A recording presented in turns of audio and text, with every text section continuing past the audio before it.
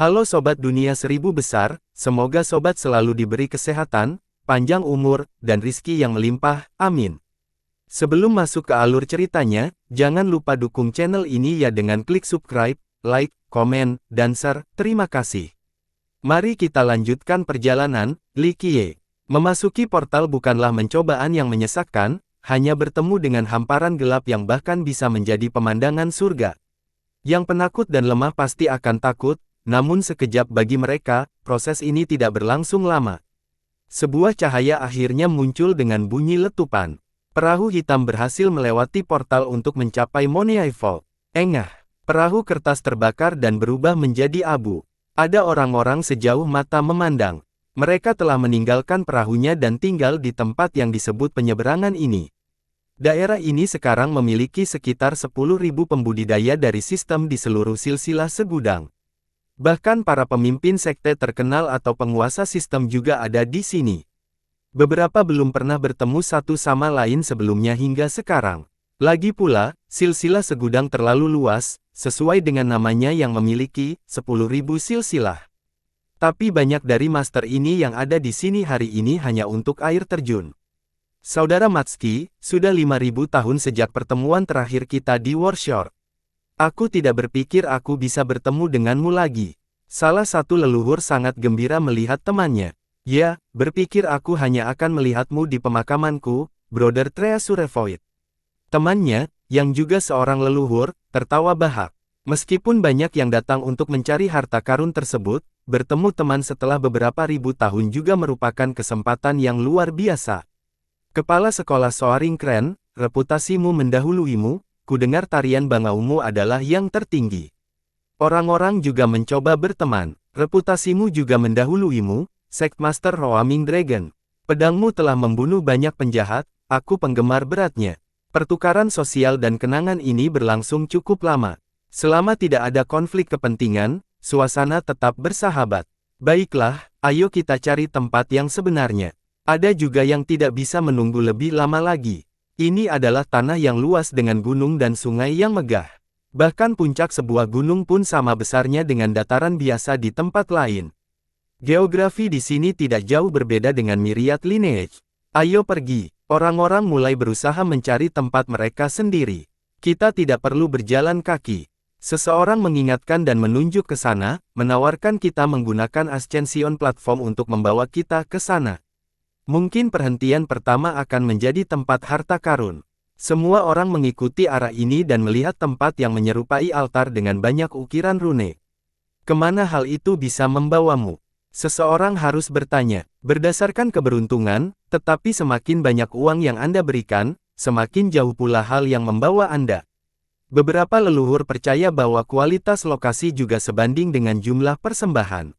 Saya tidak tahu apakah ini benar atau tidak, kata seorang kenalan yang lebih tua. Kalau begitu, aku berangkat. Seseorang naik ke sana dan melemparkan koin asli ke sana. Mereka menghilang begitu menyentuh tanah. Ledakan. Orang ini ditembakkan seperti meriam dan menghilang ke atmosfer. Anak-anak, cepatlah ke sana agar kita tidak perlu berjalan kaki. Seorang senior dan juniornya menawarkan koin tersebut dan diterbangkan juga. Dalam waktu singkat, semua orang ingin menghemat waktu dan menaiki platform untuk mencapai lokasi lainnya. Rumor mengatakan bahwa tempat terjauh di negeri ini memiliki tempat harta karun terbaik. Baiklah, kita akan berjalan kaki. Para penggarap dari sekte yang lebih kecil tidak memiliki banyak uang untuk menggunakan altar dan perlu membelanjakannya dengan bijak. Maka, senior mereka mulai memimpin. Ayo, aku tahu tempatnya. Salah satu leluhur memiliki catatan dari leluhurnya dan tidak perlu menggunakan platform tersebut. Li Qiye juga terlalu malas untuk berjalan dan naik ke orang. Dia dengan santai melemparkan satu koin ke bawah dan terlempar seperti koin lainnya, tidak berbeda dengan bintang jatuh. Ledakan. Li Qiye akhirnya terjatuh di puncak yang menjulang tinggi. Dia melihat sekelilingnya dan jelas itu tidak terlihat seperti tempat harta karun. Keberuntungannya buruk sehingga dia dibawa ke lokasi yang buruk. Tentu saja dia tidak keberatan sama sekali karena dia hanya menginginkan tempat yang tenang. Dia melihat sekelilingnya dan menyadari bahwa dialah orang pertama di sini. Dia tersenyum dan mengeluarkan Heaven Recon. Itu seperti mempesona berkumpulnya sejuta bintang. Kecerahan ini semakin meningkat seiring berjalannya waktu seolah-olah semakin banyak bintang yang berkumpul. Rune yang mengalir lebih kaya dan beragam seolah-olah mereka menyampaikan beberapa informasi. Heaven Recon bisa mengukur segala sesuatu yang ada, termasuk masa depan atau kehendak langit. Tanah inilah yang menjadi sasarannya saat ini. Kemampuan ini adalah alasan mengapa penguasaannya begitu ajaib dan berharga.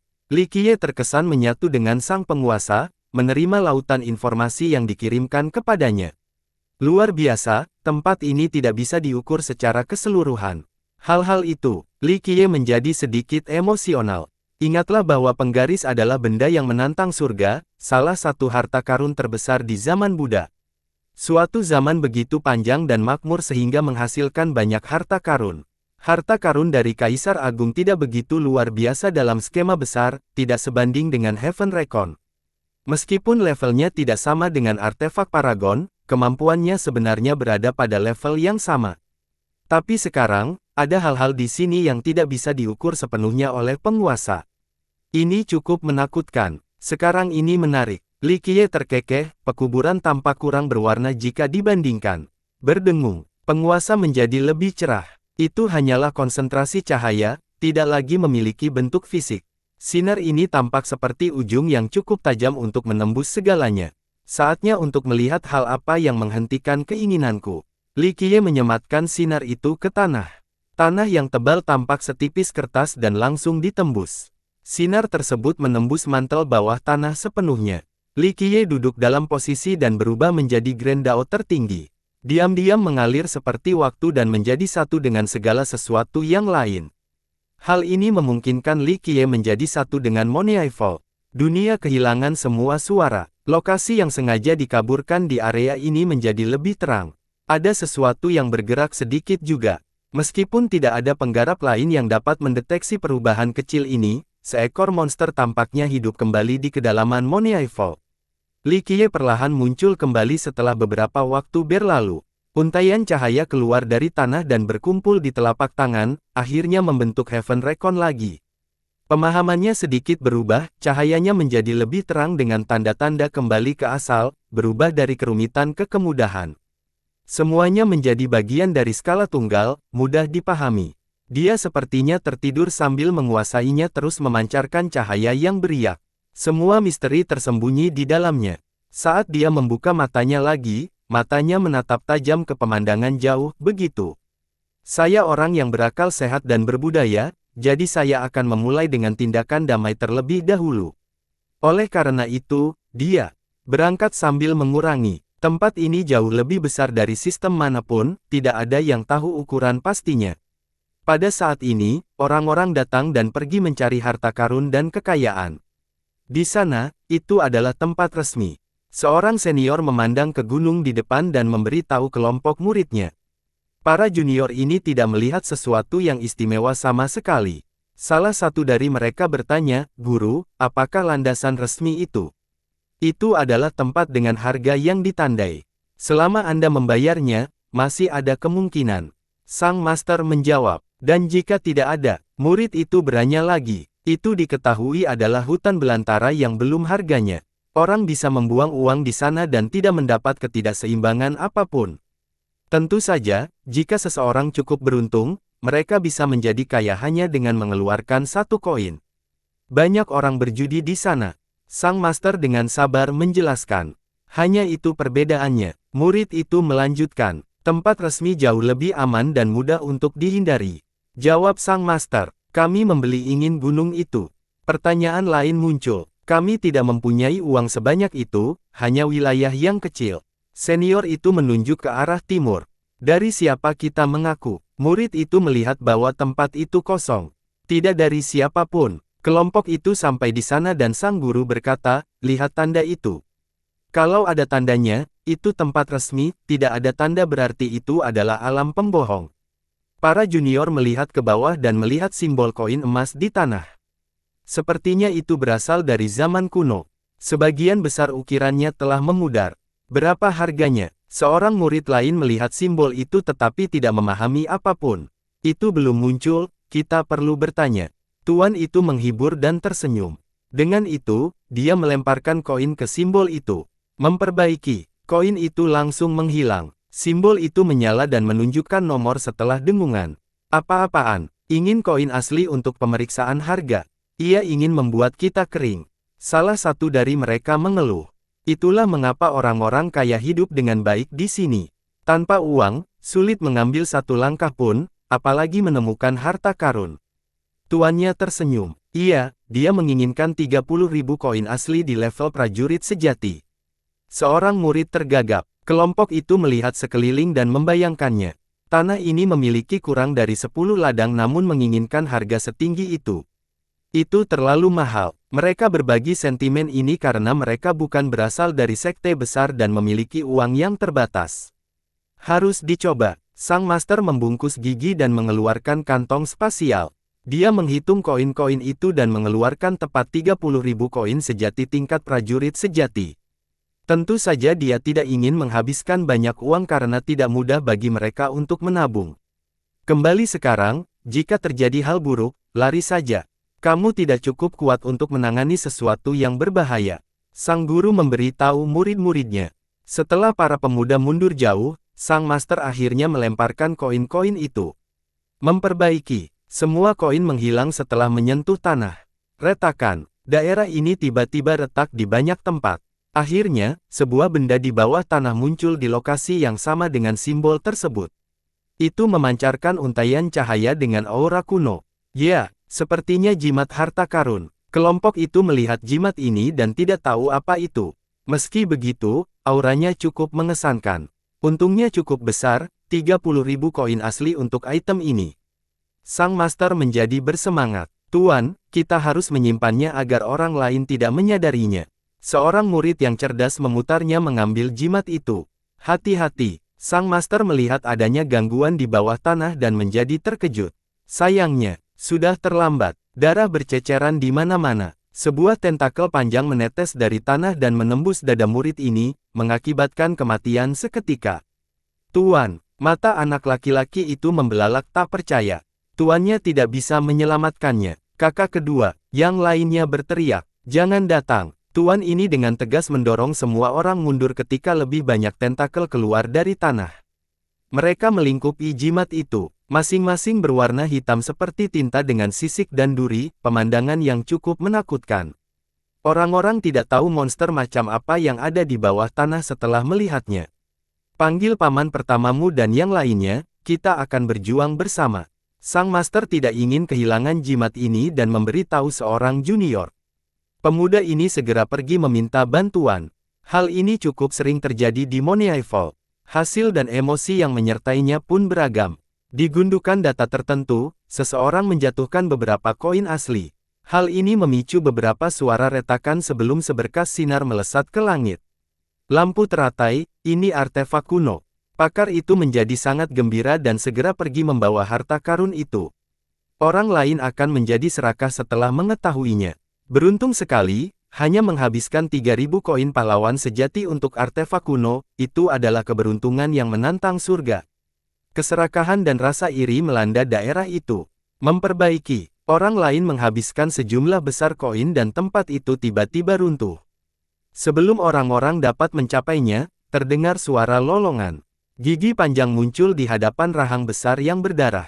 Itu langsung menelan semua orang sambil menggigit tulang mereka. Tidak. Beberapa orang berhasil berteriak sebelum dimakan hidup-hidup. Setelah makan semua orang, rahangnya mundur kembali ke tanah. Sial, bukankah tempat resmi lebih aman? Seorang penonton di konser bergidik. Ya, dibandingkan dengan alam pembohong. Namun daerah dengan harga lebih tinggi secara proporsional lebih berbahaya. Seorang yang terlibat dengan tua menjelaskan. Berita datang setiap detik di Moniai Vault tentang keberhasilan perburuan harta karun dan kematian. Peluang datang dengan risiko, tidak peduli monster ganas yang muncul di tempat harta karun tertentu. Mereka tidak dapat menghalangi keserakahan sehingga orang-orang terus berusaha. Gunung perbatasan selatan mendapatkan seorang murid yang menggunakan 300 batu di tingkat ke-6 murid sejati untuk menukar bulu ajaib dengan kesadaran di alam pembohong. Ini akan sangat berharga karena ini adalah sesuatu yang dimiliki oleh binatang legendaris, bahkan bulu dan kulitnya pun bisa hidup sampai batas tertentu. Langit adalah batasnya dengan benda seperti itu. Seorang yang melibatkan tua menyebarkan pesan ini. Koin kecil untuk bulu ajaib itu. Mata langsung memerah setelah mendengar ini.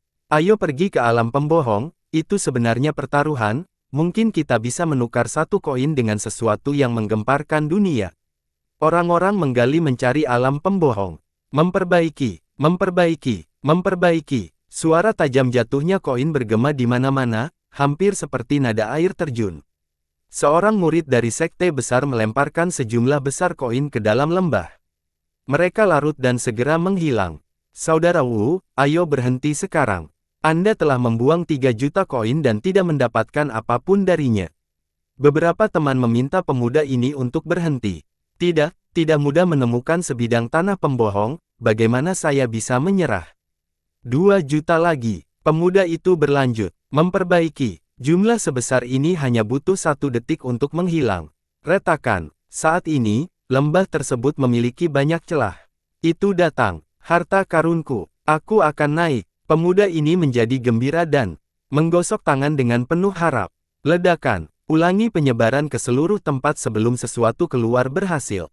Pria itu dengan bersemangat berlari mendekati dan mengambil benda itu. Sayangnya, senyumannya dengan cepat membeku setelah melihat apa itu. Apa-apaan? Apakah ini lelucon? Saya menghabiskan 5 juta koin untuk menghasilkan perak senilai 10 koin. Sungguh menyebalkan. Sial, murid itu mengutuk dan melemparkannya ke tanah. Bajingan, kembalikan 5 juta milikku. Dia mulai melangkah untuk melampiaskannya. Saudara Wu, lupakan saja, ini adalah alam pembohong tanpa harga, tidak seperti tanah resmi. 1 koin bisa memberikan segalanya di sini atau 1 juta bisa mati. Beruntung kamu bisa keluar tanpa terluka. Teman-temannya tertawa dan menghibur. Nenek moyang yang lebih berpengalaman tidak membuang-buang uang seperti ini. Seorang leluhur membawa murid-muridnya melintasi semak beberapa sebelum melihat sebuah pohon tua. Dia membungkuk lalu sujud sebelum mengeluarkan sekantong koin. Dia dengan lembut menuangkannya ke dalam lubang di pohon. Memperbaiki. Koin-koin itu menghilang di dalam. Pohon matron, oh pohon matron, tolong beritahu saya di mana hutan belantara terbaik berada. Saya hanya menginginkan diagram kuno, tidak lebih. Nenek moyang memohon. Murid-muridnya tercengang karena guru mereka adalah dewa sejati yang terkenal. Mereka tidak akan pernah mempercayai hal ini jika mereka tidak berada di sini untuk menyaksikannya secara langsung. Berdesir, pohon tua itu justru menjulurkan mereknya untuk menunjukkan arahnya. Tindakan membantu ini mengejutkan beberapa murid, tidak menyangka hal ini akan berhasil. Terima kasih, pohon matron. Nenek moyang membungkuk lagi sebelum pergi bersama murid-muridnya. Pohon apa itu? Muridnya bertanya. Pohon matron, jenis yang sangat unik dan langka di negeri ini. Ini akan menjadi panduan setelah Anda memberikan cukup koin. Jawab nenek-nenek moyang. Tempat yang luar biasa, semua yang ada di sini menginginkan uang. Murid itu tersenyum kecut, apakah ini akurat? Akankah kita dapat menemukan hutan belantara yang bagus melalui jalan itu? Belum tentu saja, nenek moyang menjawab, pohon ini tidak akan bertahan sama saat memetik di alam pembohong, tapi lebih baik daripada pergi ke tempat buta. Selain itu, tingkat bahayanya jauh lebih kecil. Jadi begitu, seorang murid yang berbeda pemikiran tentang hal lain, uang jatuh adalah tempat yang aneh. Uang untuk naik kapal, uang untuk meminta hadiah dan arah, untuk apa mereka butuh uang? Makanya disebut Moneiful. Anda dapat pergi kemana saja di sini jika Anda memiliki cukup koin. Nenek moyang berkata, banyak yang tidak memahami logika ini. Berikan koin pada seekor katak, maka ia mungkin akan memberi banyak uang. Itu semua tergantung pada keberuntungan. Murid-muridnya hanya bisa tersenyum melihat keanehan tempat ini. Alam pembohong bukanlah satu-satunya tempat berbahaya di sini. Alasan resmi juga sama berbahayanya. Beberapa juga berteman gila. Ada sebuah kuil besar yang dibangun di dataran tinggi datar. Cahaya keemasannya terlihat jelas bahkan dari jauh. Oleh karena itu, hal ini tentu saja menarik perhatian banyak ahli. Mereka mulai berdebar-debar karena kegembiraan. Kuil itu pasti memiliki harta karun. Seorang ahli ingin menabrak. Jangan pergi. Seniornya menyeretnya kembali dan berkata dengan ekspresi serius, itu akan membawa malapetaka bagimu. Mengapa? Pakar muda itu menatap kuil dan bertanya. Ini adalah tempat tinggal. Senior tersebut menjelaskan, rumor mengatakan bahwa 80.000 tahun yang lalu, seorang ahli menggunakan metode pemanggilan tanah untuk memanggil tempat harta karun. Namun, dia tidak memasukkan barang itu ke dalamnya. Belakangan, banyak orang datang dan meninggal di sana, menyebut tanah itu. Baru pertama kali kaum muda mendengar istilah ini. Ini menunjukkan titik prima. Senior tersebut menjelaskan, lempar koin ke langit dan biarkan berputar untuk menentukan ukurannya. Misalnya, jika Anda ingin menyebutkan suatu tempat dengan radius 1000 mil, biarkan tempat itu berputar sejauh itu. Semua yang ada di dalamnya akan menjadi milik Anda, asalkan Anda dapat membayar harga setinggi langit yang ditunjukkan setelah koin itu mendarat. Terlebih lagi, item di tempat ini adalah yang terbaik, tapi kamu harus cukup mampu untuk memahaminya. Setelah mendengar ini, murid-murid ini menyadari bahwa membayar untuk tempat resmi hanyalah permainan anak-anak. Menyebut tanah itu benar-benar habis-habisan, membeli seluruh area. Saat itu, nenek moyang sistem yang murni menyebut tanah itu di sini dan membayar mahal. Yang dia dapatkan adalah dataran tinggi ini. Sayangnya, dia tidak bisa mendapatkan harta karun itu dan bahkan meninggal di sini. Senior itu menunjuk ke kuil, lihat ke sana, ada iblis di dalam, tidak ada yang benar-benar tahu apa itu, tapi banyak dewa sejati yang menjadi korbannya. Benar saja, para murid menoleh dan melihat bayangan besar menutupi seluruh kuil. Setiap penyusup akan hancur berkeping-keping. Tempat utama ini berbeda dengan tempat harta karun yang kita beli. Yang terakhir pada akhirnya akan mendapatkan kembali penampilan aslinya setelah pembelian seolah-olah tidak terjadi apa-apa. Hal ini tidak terjadi pada lahan utama. Mereka akan tetap seperti ini sehingga orang juga mengucapkan atau menyimpan sejarah. Hanya kaisar sejati dan orang abadi yang berani menyebut tanah itu. Orang lain akan mendekati kematian bahkan jika mereka tidak mampu menanggung akibatnya. Senior itu melanjutkan. Sementara itu, murid-muridnya yang lain masih gemetar karena bayangan di dalam kuil. Di tepi gurun yang luas, anehnya, terdapat lautan yang hancur. Area pusat telah ditembus dan berubah menjadi pendingin udara. Hal ini mengakibatkan arus yang tidak bersahabat dan mengamuk. Para ahli di dekat tempat ini secara alami merasa khawatir untuk mendekat. Laut yang gila, kata seorang leluhur dengan hormat. Kenapa namanya aneh? Seorang ahli di sebelahnya bertanya. Karena leluhur gila yang mengungkapkan. Nenek moyang menjawab, menurut legenda, leluhur gila memanggil tanah di sini dan membayar sejumlah besar uang, sehingga menghasilkan lautan ini.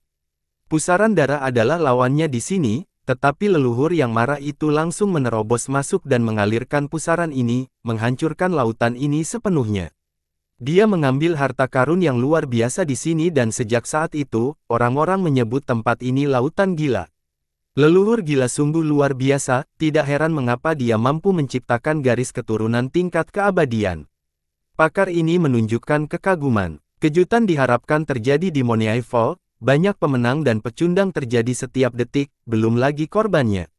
Namun, ada sesuatu yang menarik perhatian semua orang dalam 2 hari terakhir. Ada orang idiot di bawah tebing di sebelah barat. Cerita ini menyebar kemana-mana. Apa maksudmu? Orang-orang secara alami menjadi penasaran. Yah, orang gila itu memberi makan koin asli semut kepada beberapa hari sekarang, tidak ada yang bisa menyembuhkannya. Pendongeng itu tertawa. Kisah khusus ini menyebar ke seluruh Moniai Fall dan banyak orang datang untuk melihatnya. Benar saja, seorang pemuda sedang berkemah.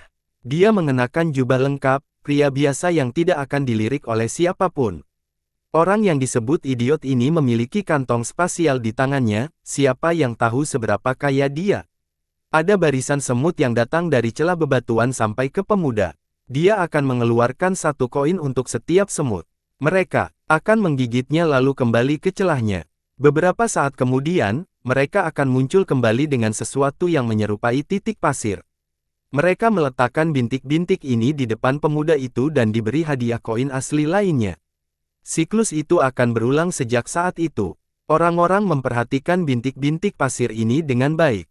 Bentuknya sebesar butiran beras dengan tekstur terjal. Mereka sama sekali tidak istimewa di luar sedikit cahaya. Namun, pemuda ini begitu tertarik dengan hal itu.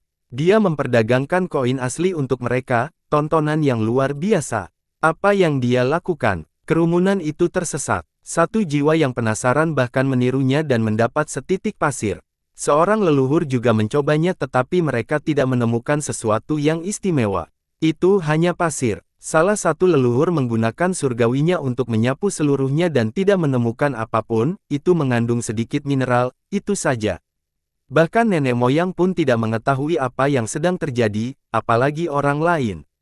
Sudah berapa lama dia di sini? Pertanyaan lain muncul. Beberapa hari sekarang, seorang pejalan kaki menggelengkan kepalanya, dia sudah menggunakan beberapa kantong koin asli dan mungkin mendapat setumpuk pasir sebagai ketidakseimbangannya. Hei, kamu sedang apa? Seseorang akhirnya bertanya pada pemuda itu. Hanya bersenang-senang. Dia terkekeh dan tidak berhenti memberi makan semut. Anehnya, semut-semut itu bekerja keras dan tidak berhenti sama sekali, terus memindahkan koin-koin itu kembali ke sarangnya. Hah, para pihak yang tidak bisa berkata-kata mendengar jawaban ini. Menghabiskan beberapa kantong koin hanya untuk bersenang-senang. Kaum muda saat ini sangat membingungkan. Seorang lelaki tua mencengkeram dan pergi. Sial, jika kamu mebeli hutan belantara dengan uang ini, itu lebih bisa diterima. Setidaknya Anda mungkin beruntung dari ini. Tapi memberikannya pada semut, ada yang salah denganmu. Apakah kamu bodoh? Yang lain menatap dengan keraguan di mata mereka, buang-buang kesempatanmu di sini, di air terjun. Saya punya banyak uang untuk melakukan apapun yang saya inginkan. Pemuda itu menjawab dengan datar. Oke, kamu punya banyak uang, tapi juga bodoh. Orang-orang mulai pergi. Orang terkenal ini, meskipun bukan karena alasan yang bagus, pada dasarnya adalah Li Qiye. Dia tidak setuju dengan hinaan yang dilontarkan padanya dan terus menukar koin dengan pasir. Karena populernya, banyak orang datang dan pergi menemuinya. Mereka tidak tahu bahwa dia adalah murid panjang umur pertama, hanya menyadari bahwa dia adalah pengumpan semut yang bodoh. Ada yang merasa sangat marah atas tindakan ini, dunia ini sangat tidak adil, bagaimana bisa orang idiot punya begitu banyak uang? Jika aku punya sebanyak itu, aku mungkin akan sangat beruntung di alam pembohong. Akhirnya, Li Qiye akhirnya berhenti dan bersiul. Dia menyingkirkan pasirnya dan tersenyum, baiklah, teman-teman kecil, saya harus pergi sekarang. Semut-semut itu sebenarnya menoleh ke arah seolah-olah mereka tidak ingin dia pergi. Tentu saja, dia telah menghabiskan begitu banyak koin dalam beberapa hari terakhir. Faktanya, orang-orang bahkan berpikir untuk bertengkar karena keserakahannya. Pada akhirnya, dia cukup senang dengan dirinya sendiri setelah mengumpulkan cukup banyak pasir kristal terlepas dari sentimen publik. Dia meninggalkan tebing dan melanjutkan perjalanan ke utara hingga mencapai sungai besar. Oh, si idiot kaya raya yang memberi makan semut itu ada di sini. Orang-orang langsung mengenalinya. Komentar ini memicu gelombang tawa. Mereka yang belum pernah melihatnya pasti pernah mendengar nama panggilannya. Hei, orang kaya, kenapa kamu tidak mencoba menelepon darat karena kamu punya banyak uang? Seseorang mencoba membujuknya. Li Qiye hanya tersenyum dan menuju ke tepi danau, memandang ke sana. Pergi ke utara membutuhkan penyeberangan danau ini. Banyak orang juga melihat ke seberang danau, bukan hanya Li Qiye. Bisakah kita terbang? Seorang yang terlibat bertanya kepada seorang teman. Tidak, terbang tidak mungkin, kami harus membayar. Ikan, penyu, atau perahu dapat mengambil alih kita. Teman itu kepalanya pusing. Kami mempunyai kelompok besar, jadi mari kita naik perahu besar. Kultivator ini memandang keingintahuan temannya dan berkata, kamu bercanda, perahu besar itu mahal, sekitar 80.000 koin asli level pahlawan sejati. Teman itu menahannya lagi. Sial, benarkah? Perahu untuk itu sungguh gila. Kultivator menjadi terkejut. Semuanya mahal di air terjun. Teman itu tersenyum kecut. Kalau begitu, cara apa yang paling murah? Ayo lakukan itu. Kultivator tidak berdaya karena mereka tidak begitu kaya dan perlu menabung sebanyak mungkin. Ikan emas adalah yang termurah, hanya 3.000 koin prajurit sejati. Kata teman itu. Kalau begitu ayo kita melakukan itu, kita juga perlu mempersembahkan dupa di kuil. Perlu menekan biaya. Tidak, kita harus menunggangi penyu. Temannya tidak setuju, ikan itu sangat berbahaya, kami pasti akan mati jika sesuatu yang tidak terduga terjadi di danau. Kelompok tersebut berdebat dan memutuskan untuk menggunakan penyu. Memperbaiki, mereka melempar koin dan seekor kura-kura bangkit dari udara. Koin-koin itu menyentuh cangkangnya dan menghilang. Ayo pergi. Kelompok itu melompat ke atas penyu dan hampir tidak mempunyai cukup ruang. Penyu itu mulai membawa mereka ke sisi lain. Seorang sahabat memilih untuk menghabiskan 3.000 koin prajurit sejati. Seekor ikan emas melompat keluar dari udara dan memakan koin-koin itu. Dia melompatinya tanpa ragu-ragu dan memulai perjalanannya. Li Qiye menatap ke seberang sungai. Matanya berbinar dengan ketajaman yang cukup untuk melihat semuanya. Badai, tidak ada badai, badai, tidak ada badai.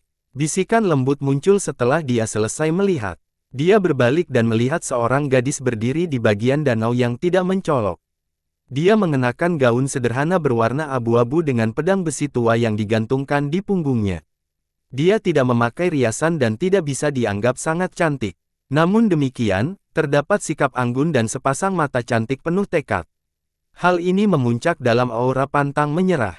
Rambutnya longgar ke belakang. Saat angin mengisyaratkan, beberapa helai rambut lepas beterbangan di wajahnya. Dia memegang sekuntum bunga dan mulai melepaskan kelopaknya sambil menghitung dengan tenang, badai, tidak ada badai, badai, tidak ada badai. Ini semacam ramalan dan membuat Li Qiye terhibur. Dia berkata, akan ada badai hari ini, dan badai besar, tidak perlu menguji keberuntungan Anda. Gadis itu mengisolasi dirinya dari kelompok sehingga dia terkejut mendengar seseorang berbicara kepadanya. Dia menjadi malu karena tindakan konyolnya terbongkar. Dia mundur satu langkah dan diam-diam berkata dengan kepala tertunduk, baiklah, kalau begitu aku akan kembali lagi besok. Saya khawatir ini akan bertahan lama. Dia menggelengkan kepalanya. Gadis itu memandang ke arah danau, diliputi oleh emosi, keraguan, ketidakberdayaan, dan keengganan. Li Qiye hanya tersenyum dan tidak berkata apa-apa lagi. Keheningan itu diinterupsi oleh suara langkah kaki yang keras. Kelompok lain datang ke pantai dengan aura yang menindas, memaksa semua orang memberi jalan bagi mereka. Mereka mempunyai seragam yang sama, senjata pilihannya adalah pedang panjang, jelas dari sekte yang sama. Anggota utamanya adalah seorang wanita muda, cantik dan genit dengan lekuk tubuh yang luar biasa. Terlebih lagi, gaunnya adalah gaun kekaisaran, menunjukkan status bangsawannya. Orang-orang dari sistem makam pedang. Orang-orang dikejutkan dengan bisikan, itu putri daerah Xia, sepupu yang lebih muda dari penguasa pedang. Sepertinya penguasa pedang juga akan datang. Bahkan bagi mereka yang lebih tua pun terkejut melihat wanita itu. Putri daerah ini segera melihat sekeliling dan memperhatikan gadis yang bermain dengan kelopak bunga tadi. Oh, bukankah itu Putri Ling? Anda juga datang ke Moneai Fall, sungguh tidak terduga. Dia tersenyum dan berkata, gadis lain ingin pergi setelah melihat kelompok ini tetapi sang putri telah melihatnya. Saya di sini hanya untuk melihatnya. Dia memulainya dengan kepala yang sedikit terkulai tetapi akhirnya mengumpulkan cukup keberanian untuk menatap lurus ke arah sang putri. Gadis itu jelas ketakutan. Klan Ling, beberapa kenalan yang lebih tua langsung melihat gadis ini. Moneai Fall membutuhkan uang di setiap langkahnya, sepertinya Anda telah menghabiskan cukup banyak. Sang putri berkata dengan nada mengejek meskipun tetap ramah. Saya bisa mengatasinya. Gadis itu berbicara dengan sedikit percaya diri. Tidak ada itu. Sang putri menggelengkan kepalanya, mau kemana? Mungkin kita juga menuju ke arah yang sama. Ya, aku hanya melihat-lihat. Gadis itu menghindari pandangan sang putri. Jelas dia tidak ingin mengungkapkan niat sebenarnya. Sang putri menunjukkan senyuman cerah, mengapa tidak ikut dengan kami? Kakak senior SWOT Sovereign akan datang juga. Karena kita berasal dari sistem yang sama, kita harus bekerja sama. Ekspresi gadis itu berubah setelah mendengar tentang penguasa pedang ini dan terhuyung mundur. Dia mencoba yang terbaik untuk tetap tenang tetapi emosinya tetap terjaga. Sang putri secara alami mengetahui semua ini. Dia memberitahu anak buahnya di perpisahan, ayo pergi, mintalah Nona Ling untuk ikut bersama kami sehingga akan lebih baik jika kakak senior penguasa pedang tiba. Orang-orang itu mulai berjalan mendekat, gadis itu mencoba lari tetapi terlambat. Penonton dapat melihat kerumitan situasi ini. Seorang yang terlibat dengan tua mengetahui cerita itu dengan jelas dan menghela nafas, sungguh melirik tentang Ling. Meski begitu, tidak ada yang berani mengatakan apapun. SWOT Grave adalah sistem yang sangat kuat di Myriad Lineage. Tidak diperlukan. Tiba-tiba, Li Qiye mengulurkan tangannya dan menghentikan elompok yang datang. Kelompok itu berhenti sejenak dan memperhatikannya baik-baik sebelum berkata dengan dingin, "Berat, enyahlah ke samping, ini urusan Swordgrave. Lari sebelum aku berubah pikiran." Li Qiye berkata dengan acuh tak acuh.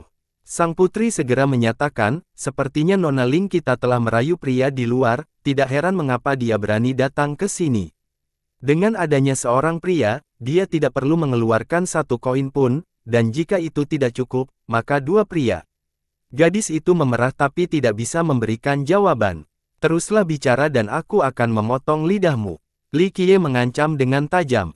Betapa beraninya. Mata sang putri menunjukkan niat membunuh. "Nak, tahukah kamu siapa aku? Berani bicara seperti ini. Tidak masalah, kamu hanya bodoh." Li Qiye memotongnya dengan tergesa-gesa. "Bodoh." Kelompoknya menjadi marah. Bahkan ada yang menghunuskan senjatanya. "Oh, bertengkar." Tawa lugas muncul. Itu adalah seorang pemuda berpakaian hijau dengan tas goni besar di belakangnya, terisi penuh. Dia tumbuh menjadi cukup gagah dan selalu tersenyum cerah. Penakluk bangsawan muda. Banyak yang langsung mengenalinya. Para ahli di dekat sang putri juga mengenali pemuda ini dan memberi isyarat agar kelompok itu kembali. Penakluk, salah satu dari 3 bangsawan muda. Orang-orang tentu saja pernah mendengar gelarnya sebelumnya. Dia terkenal bersama Miracle dan Coiling Dragon. Namun, Miracle sudah mati jadi sebenarnya hanya ada 2 bangsawan muda sekarang. Kemunculannya tentu saja mengejutkan penonton karena ia jarang keluar dari sektenya. "Penakluk bangsawan muda, reputasimu mendahului dirimu." Sang putri menangkupkannya, tetap anggun dan mulia dengan sedikit kemurahan hati. "Putri Xia, sudah lama tidak bertemu." Bangsawan muda itu tersenyum, "Saya melihat Sword Sovereign beberapa waktu lalu dan bahkan menjualnya pedang. Apakah kamu akan bertarung? Apakah kamu juga ingin membelinya?" "Tidak, kami baru saja akan pergi." Sang putri buru-buru berkata, "Datanglah mengunjungi makam pedang sesekali." "Baik sekali." Bangsawan muda menjadi kecewa setelah mendengar ini. Sang putri melemparkan banyak koin dan sebuah perahu kayu besar muncul di sungai, mengambil uang tersebut. "Ayo pergi." Sang putri melompat ke atas perahu bersama kelompoknya. Dia tidak ingin menyusahkan gadis itu lagi untuk menyembunyikan hal-hal tertentu. "Bagaimana denganmu, apakah kamu ingin membeli pedang?" Penakluk bertanya dengan senyum cerah tepat saat Li Qiye ingin menyeberang. Li Qiye melirik pria itu. Bangsawan muda ini sangat antusias dan menurunkan tasnya. Dia membukanya dan menampilkan pedang bambu yang padat, dibuat dengan sangat baik. "Ini adalah pedang bagus, yang aku ukir secara pribadi. Apakah kamu mau satu, saudara?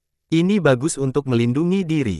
Bangsawan muda itu memasarkannya. Penonton di sini tidak terkejut sama sekali karena Conqueror selalu melakukan ini. Dia akan mencoba menjual pedangnya kepada semua orang besar, banyak dari mereka akan membayar hanya untuk membuatnya bahagia. Sebenarnya pedang bambu ini tidak berguna pada levelnya. Li Qiye balas tersenyum pada Conqueror, tidak tertarik. "Ayo, tidak, kakak, pedang bambuku adalah nomor 1 saat ini, ketika kamu menggunakannya, kamu akan dapat menjelajahi seluruh dunia dan siapapun di dalamnya, aku jamin itu." Bangsawan muda itu tidak menyerah, pedang ini adalah simbol dari seorang tuan. 1 bernilai 1 juta koin, 10 dapat melindungi wilayah Anda dengan mudah, 100 akan menjadikan Anda yang terkaya dari semuanya. Dia terus-terusan membual tentang pedangnya. Para ahli di sini tidak tahu harus tertawa atau menangis. Ini adalah kejeniusan segudang yang hebat jadi dia tidak boleh kekurangan uang. Meski begitu, dia menyukai sensasi penjualannya.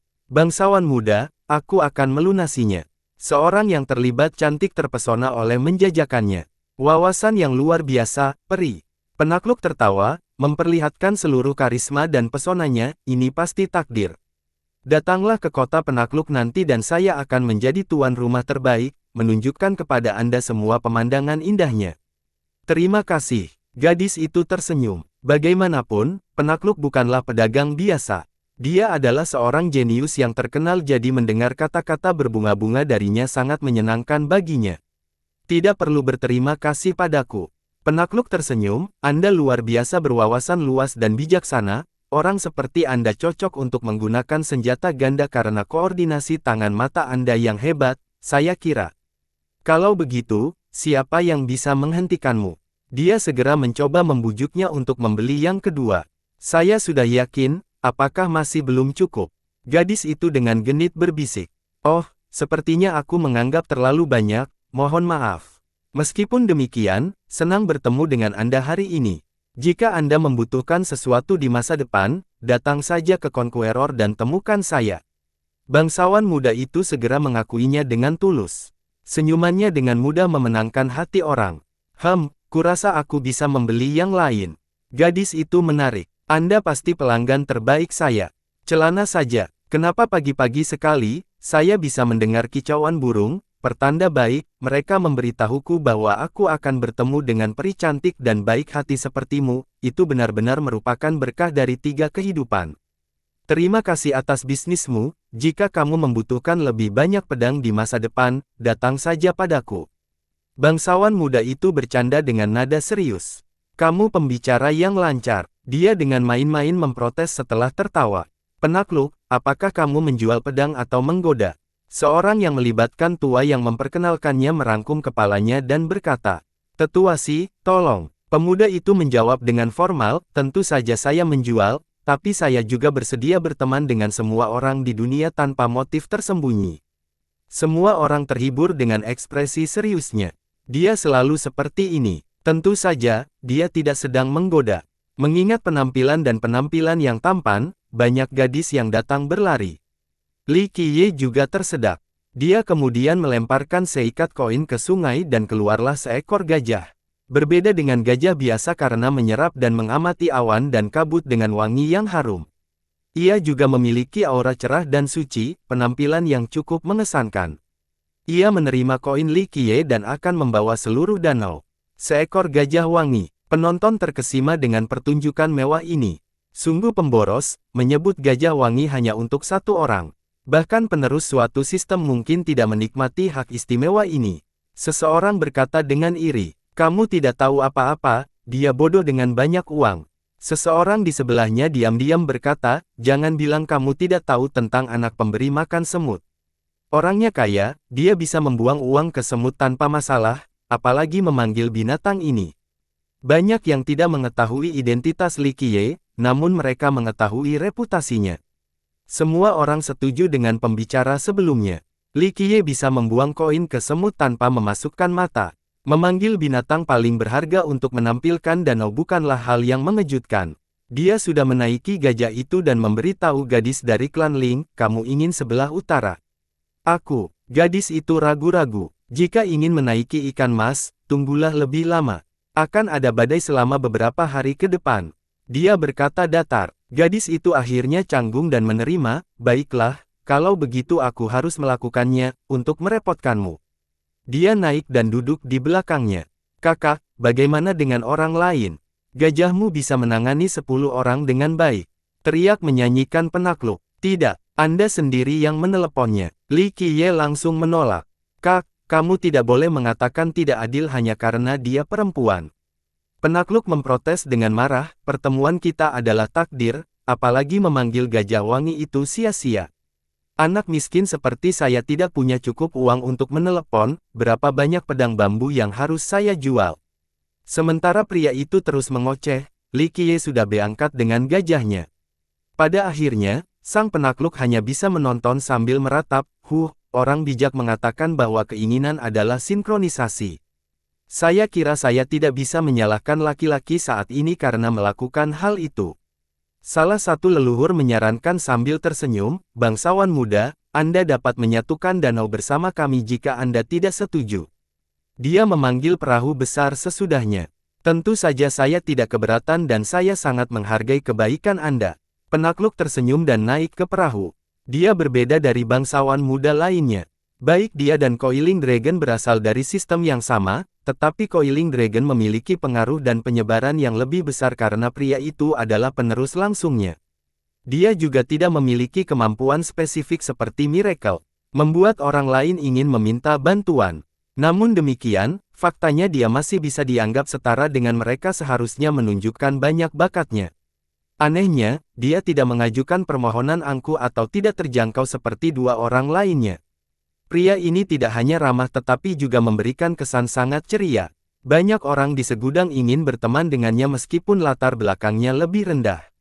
Beberapa orang berpikir bahwa dia juga memiliki peluang untuk menjadi kaisar sejati. Kultivator manapun akan memandang berteman dengan kaisar masa depan sebagai hal yang baik. Apalagi bangsawan muda ini tidak pernah berkonflik dengan siapapun. Kemungkinan terburuknya, dia hanya akan mengganggu orang untuk membeli pedangnya. Itu sebabnya selalu ada senyuman kemanapun dia pergi. Mereka biasanya membalas senyuman cerahnya.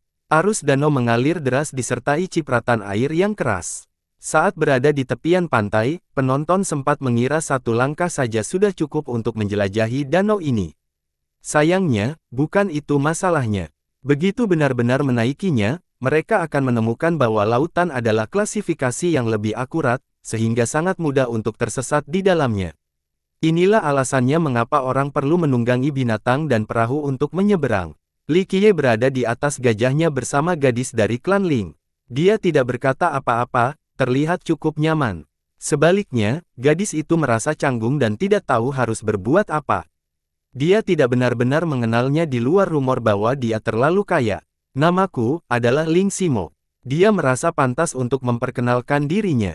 Dia ingin menutupi danau lebih awal tetapi tidak punya uang sebanyak itu, hanya mampu memanggil ikan. Apalagi budidayanya lemah. Badai pasti akan menghabisinya hanya dengan seekor ikan, jadi dia ragu-ragu sebelumnya. Beruntungnya, Li Qiye mengajaknya menyewa danau bersama. Li Qiye, jawabnya datar sambil duduk tegak di atas wangi gajah. Ling Simo tidak tahu harus berkata apa sebelum akhirnya berterima kasih padanya. Jika bukan karena dia tidak akan tahu cara menghabiskan sungai ini karena bahaya besar menggunakan ikan emas. Kamu seharusnya tidak datang ke sini. Li Qiye menggelengkan kepalanya dan berkomentar dengan santai. Kebenarannya tidak mudah untuk didengar. Gadis ini lemah selain kekurangan uang. Aku tahu, dia memasang ekspresi sedih dengan kepala tertunduk. Meski begitu, pesimisme itu berubah menjadi tekad, tapi, saya tetap ingin mencoba. Hanya sedikit dari kita yang tersisa. Gadis itu juga berasal dari Sword Grave. Klannya pernah menguasai sistem khusus ini, tapi sekarang tidak lagi. Hanya ada sedikit dari mereka yang tersisa setelah penurunan drastis. Dia bertanggung jawab atas kesejahteraannya. Fakta bahwa dia sudah sampai di sini sangat mengesankan karena statusnya saat ini. Sayangnya, dia tidak punya pilihan lain. Jika dia tidak melakukan sesuatu sekarang, mereka akan kehilangan sistem selamanya. Menemukan makam pedang tetap tidak akan menyelamatkan klanmu. Li Qiye berkata, hal ini mengejutkan gadis itu. Dia mundur satu langkah dan berseru, bagaimana kamu tahu? Li Qiye berkata, putri itu juga mengetahui niatmu.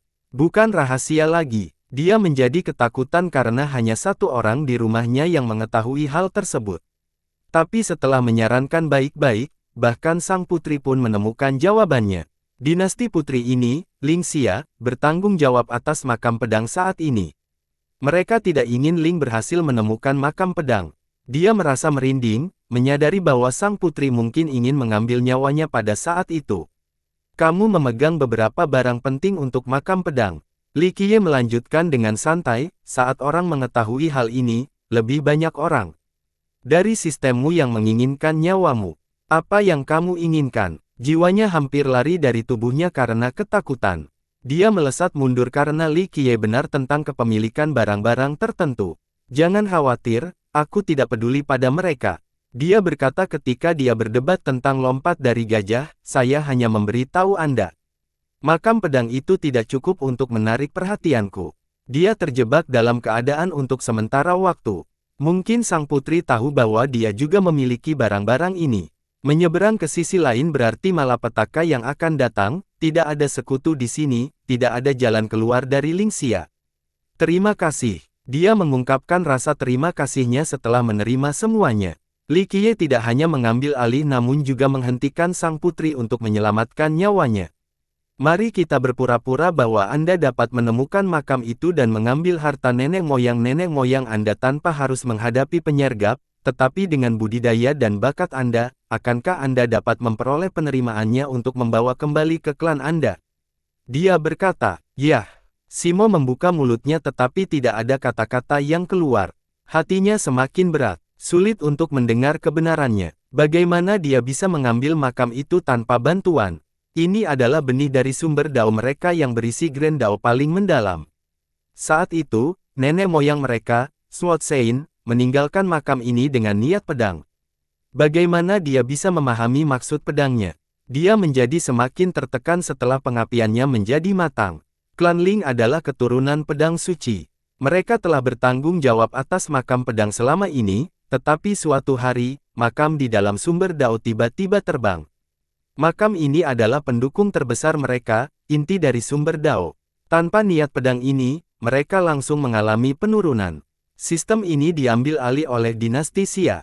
Belakangan, nenek moyang mereka dengan susah payah mengetahui bahwa makam ini mungkin telah terbang ke Moniai Vault.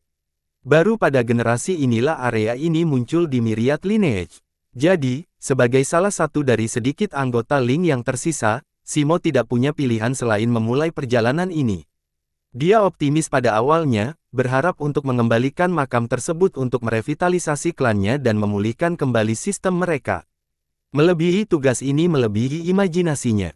Pada akhirnya, dia tidak cukup berbakat untuk memahami maksud pedang dalam waktu singkat.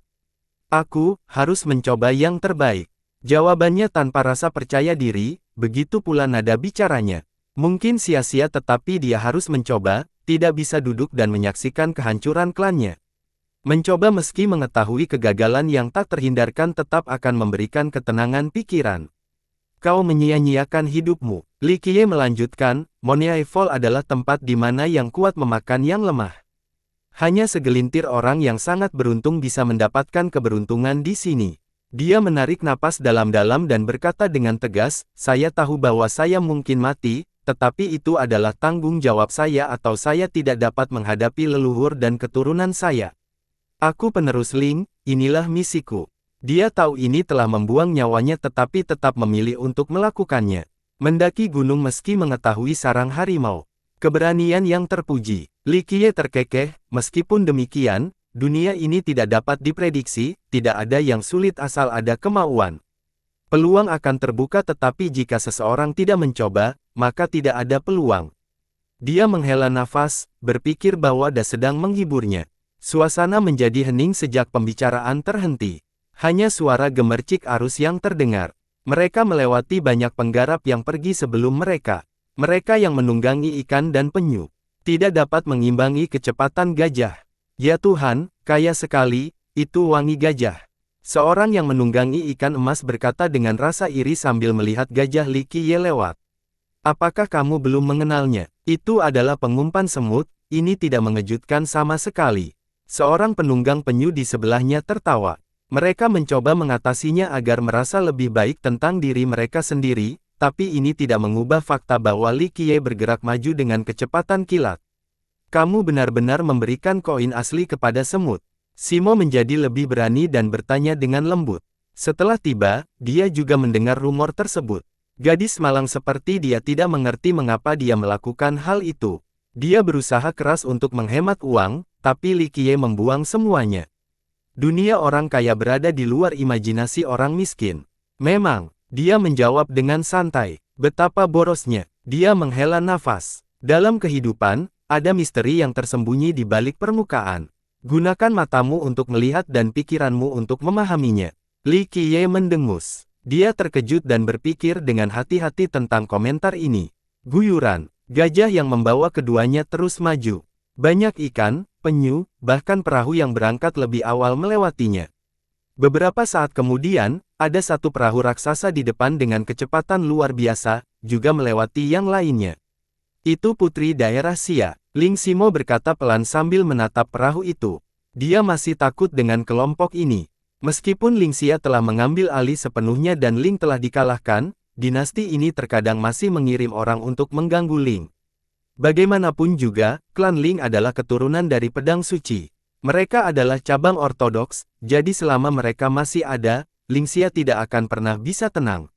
Secara keseluruhan, Xia tidak berani membunuh Ling sepenuhnya. Alasannya sangat sederhana, Sword Grave bukanlah satu-satunya sistem yang dimulai oleh Sword Sein. Pada awalnya, dia adalah nenek moyang dari Myriad Lineage. Akhirnya, dia naik ke puncak dan juga memulai sistem di silsilah abadi. Jadi, bayangkan saja, jika Xia berani membunuh keturunan ini dan silsilah abadi mengetahui hal ini, mereka mungkin akan mengirim orang untuk membalas dendam. 1 juta Xia saat itu tidak akan cukup sebagai hidangan pembuka. Lebih penting lagi, legenda mengatakan bahwa Sword Sein masih hidup. Meskipun ini merupakan berkah bagi Ling, hal ini juga menunjukkan usaha yang telah mereka lakukan untuk mendapatkan semua keuntungan ini dan masih berhasil menurun. Tidak ada alasan untuk ini. Gajah itu cukup cepat untuk segera mengejar perahu. Putri Xia dan yang lainnya melihat keduanya. Sang putri merengut melihat pemandangan ini. Bahkan dirinya yang mulia hanya bisa menaiki perahu. Tapi sekarang, orang malang dan tak seorang pun yang menunggangi gajah. Dia secara alami menjadi kesal. Ini adik dari Ling lagi, apakah kamu berhasil merayu pria kaya? Dia mencibir, saya kira itu santai di zaman sekarang ini, tidak apa-apa menjadi jelek dan miskin, selama rokmu mudah dilepas, laki-laki akan mengikuti. Haha, benar, para murid di perahu tertawa terbahak-bahak. Simo sangat marah dan menunjuk ke arah kelompok itu dengan isyarat yang gemetar, kalian semua berbicara omong kosong, tidak ada pun antara bangsawan muda Li dan aku. Tentu saja tidak ada apa-apa. Bagi sebagian wanita, seks bukanlah masalah besar. Sang putri tersenyum menawan dengan matanya yang sekuntum bunga persik. Simo terus gemetar, hampir menangis. Intinya yang lemah menghalanginya melakukan apapun.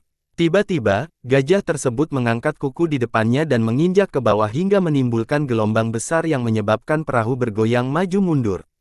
Aduh, rombongan yang berada di perahu kaget dan meraih pagar. Bocah, apa yang kamu lakukan? Setelah stabil, sang putri berteriak dengan marah sambil menatap Li Qiye. Dia dengan jelas memerintahkan gajah untuk melakukannya, hampir menyebabkan perahu mereka terbalik. Hanya peringatan, jika ada omong kosong lagi, aku akan mengubur kalian semua di sini. Li Qiye berkata dengan acuh tak acuh. Bodoh. Beberapa murid berteriak, ingin sekali menjatuhkannya. Brat, apakah kamu tidak tahu siapa aku? Saya seorang putri daerah dari Sword Grave.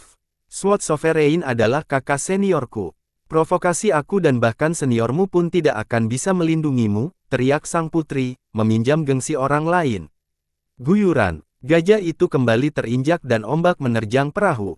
Kelompok sang putri berteriak dengan ekspresi pucat. Keberaniannya, sang putri ketakutan. Rombongannya tidak berani mengatakan apapun lagi. Ledakan. Suara guntur membuyarkan bentrokan ini. Awan hitam memenuhi langit dan berubah menjadi pusaran air. Awas, badai akan datang, pegang erat-erat. Seorang tetangga berteriak melihat pemandangan yang tidak menyenangkan ini. Pengiriman yang lebih dahsyat terjadi.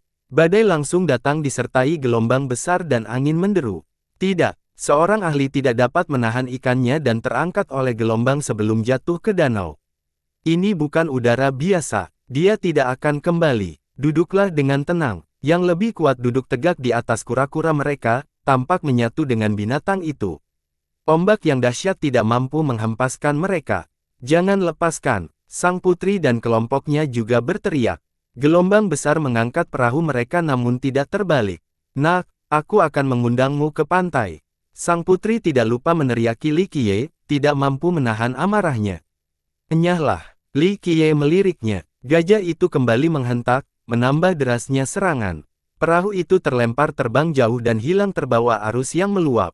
Nasib mereka tidak diketahui. Jika perahunya tenggelam, mereka pasti mati. Simo terkejut dengan tindakan kejam yang tiba-tiba dari Li Qiye ini. Ya ampun, bocah itu tidak kenal ampun. Para penggarap perpecahan menjadi tersentak juga. Mereka segera lari menjauh dari Li Qiye, tidak ingin menjadi korban gajahnya. Dia mengabaikan mereka dan terus maju. Keuntungan menunggang gajah menjadi jelas saat terjadi badai. Lingkungan sekitar Gunung Taidan terus membawa ombak pantai seberang, sama sekali tidak mempengaruhi. Tak heran mengapa harganya jauh lebih mahal dibandingkan dengan hewan lain bahkan perahu besar. Simo takut akan badai pada awalnya dan menjadi gugup, memegang erat Li Qiye. Dia akhirnya menghela nafas lega setelah melihat kemampuan gajah tersebut. Tidak butuh waktu lama sebelum mereka berdua sampai di pantai. Gajah itu menggoyangkan tubuhnya dan keduanya akhirnya terjatuh. Ia kembali ke danau dan menghilang. Kaki Simo masih gemetar meski sekarang berdiri di tanah yang kokoh. Di sini, Li Qiye menyeka pakaiannya yang basah. Dia menjadi sangat bersyukur, memahami bahwa dia akan mati dengan menggunakan ikan emas. Terima kasih. Li Qiye mengangguk dan mulai berjalan pergi. Simo berdiri di sana dengan membayangkan, tidak tahu harus berbuat apa.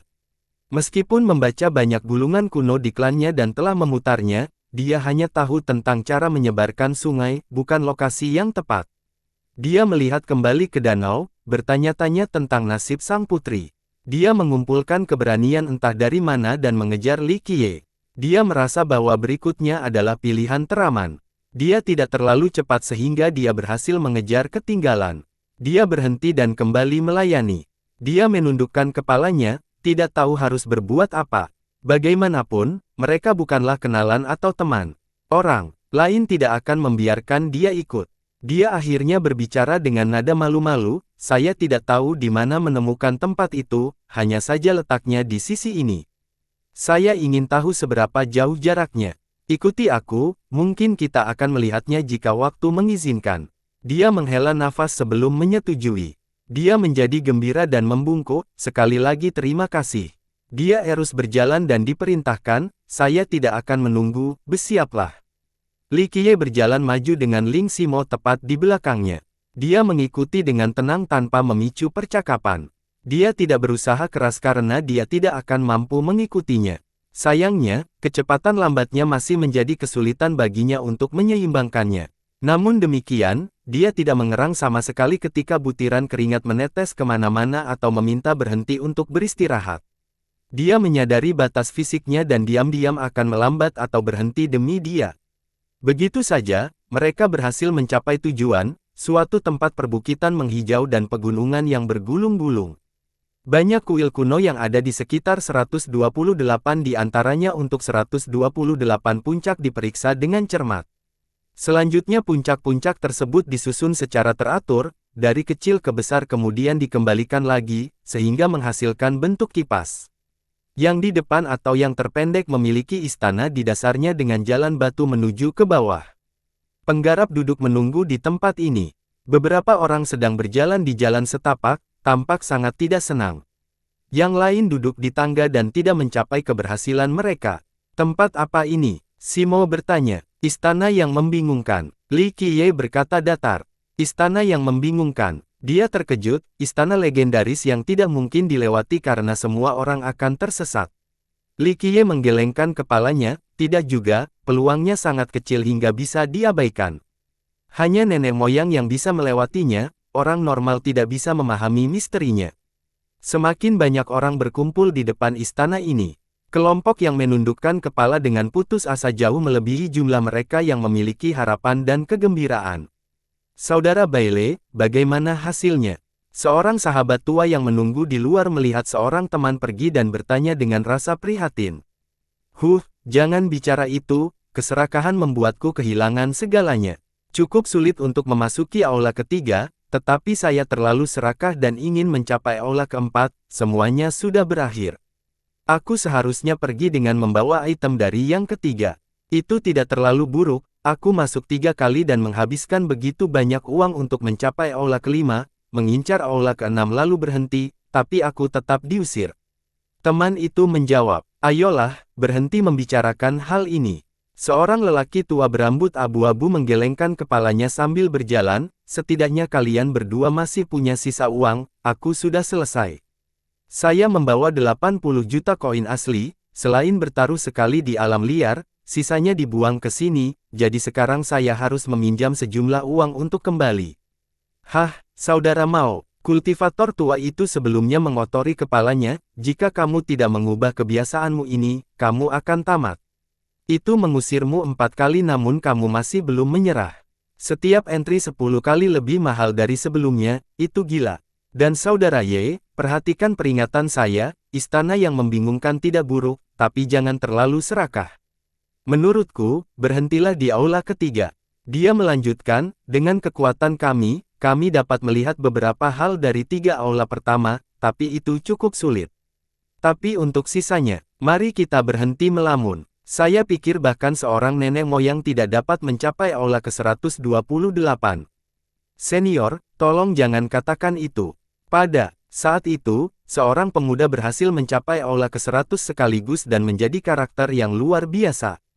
Seorang pemuda menyela, Xuan Xiao, siapa lagi yang seberuntung dia? Semakin banyak petani yang bergabung. Aku mendengar di aula ke-100, dia menemukan peti mati dengan wanita abadi di dalamnya, kan? Topik ini menarik minat banyak orang dan sebuah kelompok dibentuk untuk pendinginan tanpa ragu-ragu. Seorang wanita abadi. Apakah mereka benar-benar ada? Saya tidak membelinya. Seorang pemuda tetap skeptis. Itu benar, setidaknya bagian di mana Xuan Xiao berhasil sejauh itu. Mengenai wanita abadi, sulit untuk diungkapkan. Tapi dia memang menemukan peti mati. Seorang lelaki tua sedang berpikir. Tidak, bagian itu juga benar, yah, ada seorang gadis luar biasa di dalam, tapi siapa yang tahu apakah dia abadi atau tidak?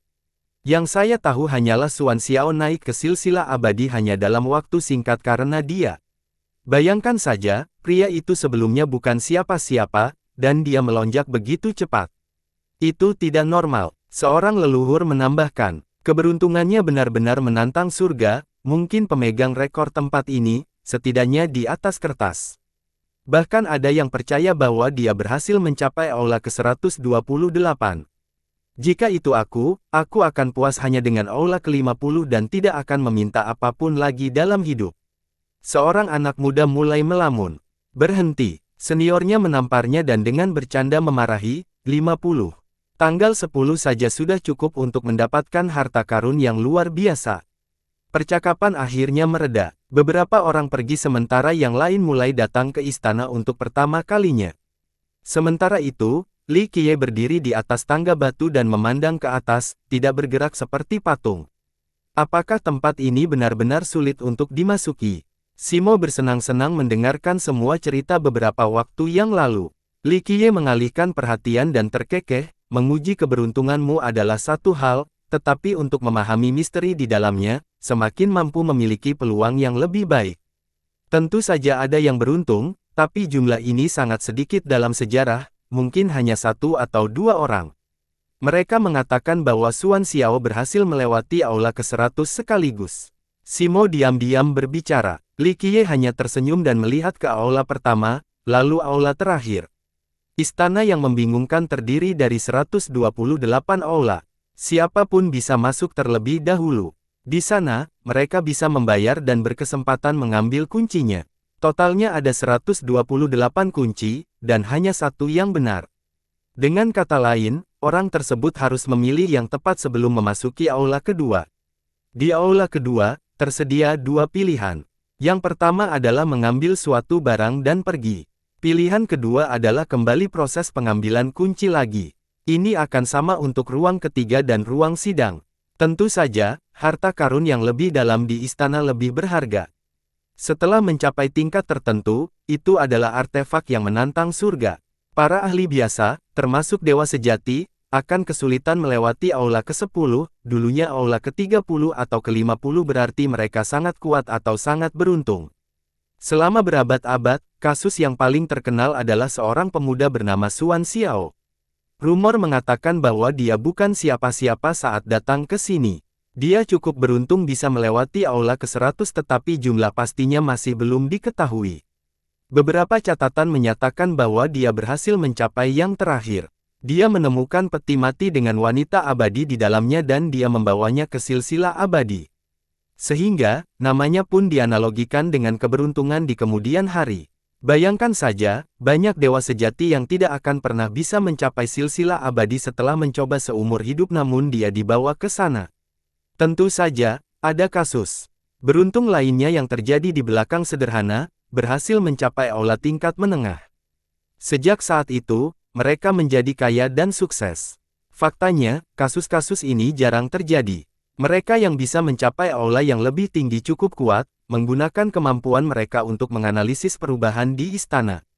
Begitulah cara mereka berhasil memilih kunci yang tepat. Kebanyakan remaja tidak setuju dengan hal ini, dan malah percaya pada keberuntungan sebagai penentu utama. Mereka datang ke sini dengan koin asli hanya untuk mencoba kehilangan segalanya, kekurangan uang bahkan untuk kembali ke rumah. Kami akan masuk, Li Qiye berkata sebelum naik ke atas. Ling Simo sadar kembali dan mengejar. Dia tidak memiliki ekspektasi yang tinggi terhadap Bewildering Palace.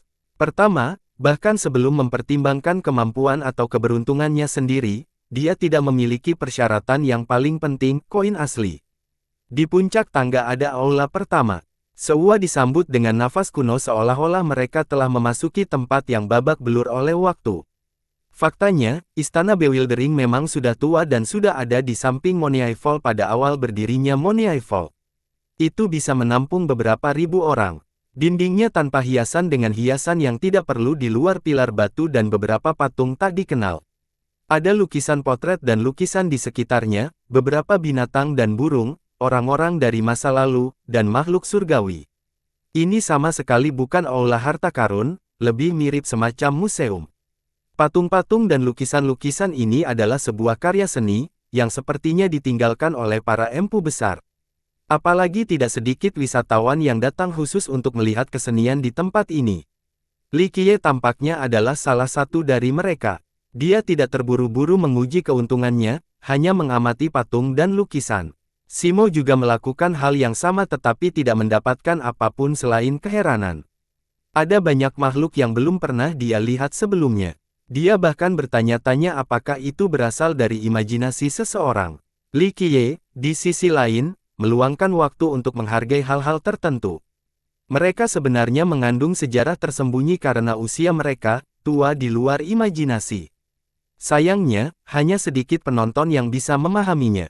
Li Qiye adalah salah satu dari mereka, jadi dia memiliki penghargaan yang lebih baik terhadap seni ini dibandingkan dengan yang lain. Bewildering Palace bukan hanya tempat menguji keberuntungan seperti ruang perjudian. Ini memiliki tujuan yang berbeda di masa lalu. Orang lain dan Simo sama sekali tidak memahaminya sehingga mereka hanya melihat sekilas. Tentu saja, beberapa leluhur menghabiskan lebih banyak waktu untuk mencoba memahaminya. Sementara itu, sebagian besar sudah mulai menguji keuntungan setelah masuk. Prosesnya sangat sederhana, mereka hanya perlu memilih patung atau lukisan. Salah satu leluhur berdiri di depan patung dan mulai menyebarkan koin asli ke tanah. Mereka dengan cepat menghilang, berderak. Peti patung itu sebenarnya terlepas dari tengahnya seperti peti harta karun. Itu memancarkan untaian cahaya, menampilkan sederet kunci emas. Setiap kunci memiliki banyak rune kuno yang bertumpuk seperti bahasa kuno. Nenek moyang ini ragu-ragu sejenak sebelum merentangkan telapak tangan. Hukum Dao berkumpul dan dengan lembut dituangkan ke dalam 128 kunci. Cahaya pada Tuts juga beresonansi dengan intensitas yang berbeda-beda. Dia mencoba memahami kedalaman kunci emas untuk mengetahui kunci emas yang sebenarnya. Yang ini, dia akhirnya mengambil satu dan mengeluarkannya. Berdengung. Kontak dengan tangan membuat kunci itu berubah menjadi bubuk, berhamburan ke tanah lalu menyebar ke dalam ketiadaan. Sial, salah. Nenek moyang mengutuk. Lupakan saja, Saudara Lin, kamu sudah mencoba 3 kali hari ini dan mendapatkan sesuatu dari aula keempat, itu cukup bagus, apalagi yang kamu inginkan. Rekannya menyarankan, harganya masing-masing akan naik 10 kali lipat jadi jika Anda terus bermain, Anda mungkin kehilangan segalanya. Baiklah, nenek moyang tersenyum kecut dan pergi sambil menderita sakit kepala. Di istana ini, kekalahan bukanlah akhir selama masih ada sisa uang. Misalnya, setelah keluar dari aula ketiga, seseorang masih dapat memulai lagi di aula pertama. Namun, harganya akan 10 kali lebih besar dari sebelumnya, dibandingkan 10 kali lipat lainnya jika mereka mencoba lagi. Oleh karena itu, beberapa leluhur membawa sejumlah besar uang ke sini hanya untuk kehilangan segalanya pada akhirnya. Pilih lukisan bijak abadi, kudengar kemungkinannya lebih baik. Seorang senior membawa rekan-rekan muridnya ke sini untuk memperluas wawasan mereka. Mereka sampai di depan potret seorang lelaki tua berambut abu-abu, tampak seperti makhluk abadi. Senior itu melemparkan banyak koin asli ke lukisan itu dan lukisan itu juga terbuka, menampilkan 128 kunci di dalamnya. Para senior tidak langsung mengambil kunci. Dia pertama-tama membungkuk ke arah lukisan itu dan menyimpulkan, orang bijak abadi, tolong beri saya restu Anda. Oleh karena itu, dia menawarkan lebih banyak koin pada lukisan itu. Setelah suara mendengung, setengah dari 128 tuts berubah menjadi bubuk, menyisakan 64 tuts. Kamu bisa melakukannya. Orang-orang yang baru pertama kali datang ke sini sangat terkejut. Jika Anda membayar 2 kali lipat, itu akan membantu Anda menghilangkan setengah dari kuncinya. Seorang yang terlibat lebih tua tersenyum. Sial, kamu benar-benar bisa melakukan apa saja dengan uang di tempat ini, bahkan hal seperti itu. Orang yang baru pertama kali menjawab. Setelah merenung dengan hati-hati, senior itu memilih sebuah kunci. Itu tidak berubah menjadi debu dan malah tercetak di telapak tangan, meninggalkan bekas kunci. Dia memilih yang tepat. Kerumunan di dekatnya segera mendekat. Baiklah, sebentar lagi, kita akan berangkat ke aula kedua, kata senior itu. Begitu murid-muridnya menggenggam tangan, tanda kuncinya memancarkan cahaya keemasan yang meliputi seluruh kelompok. Mereka menghilang dari pandangan dan pergi ke aula kedua. Meskipun hanya ada satu kesempatan untuk mengambil harta karun, seseorang masih bisa membawa serta temannya setelah memilih kunci yang tepat. Orang itu cukup beruntung, memilih dengan benar pada kali pertama, kata seorang penonton yang iri. Aneh sekali, saya sudah melakukannya 3 kali dan masih saja salah. Saya sudah selesai, habiskan semua uang ini dengan sia-sia. Pemuda lain berteriak dengan marah sebelum pergi. Ini adalah kejadian biasa di tempat ini. Orang-orang akan datang dan membuang-buang uang, bahkan tidak pernah mendapat kesempatan untuk melihat aula kedua dan harus pergi dengan tangan kosong. Keberuntungan sebenarnya memainkan peran yang sangat kecil di tempat ini. Seseorang hanya perlu cukup kuat untuk memahami rahasia di balik setiap kunci, lalu memilih kunci yang tepat untuk pergi ke aula berikutnya. Ini akan menjadi semakin kuat, jadi sungguh menakjubkan bagi seseorang untuk mencapai jumlah keseluruhan saja. Meski sadar akan kesulitannya, harta karun di sini terlalu menggiurkan sehingga orang tidak mau menghabiskan emasnya. Di sini, Li Qiye mengambil lukisan matahari terbit dari lautan dan menghabiskan koinnya. Berdengung, gambar terbuka dan menampilkan 128 kunci emas. Bersambung.